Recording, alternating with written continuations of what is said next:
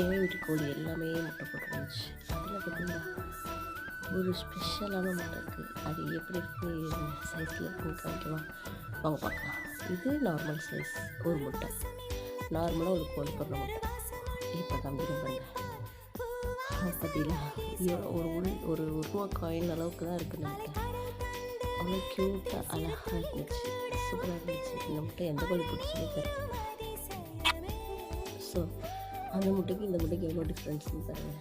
எவ்வளோ குட்டியோண்டு முட்டை போட்டிருக்கு பாருங்கள். சூப்பராக இருந்துச்சு, பார்க்கவே சூப்பராக இருந்துச்சு. உங்களுக்கு பிடிச்சிருந்தா லைக் பண்ணுங்கள்.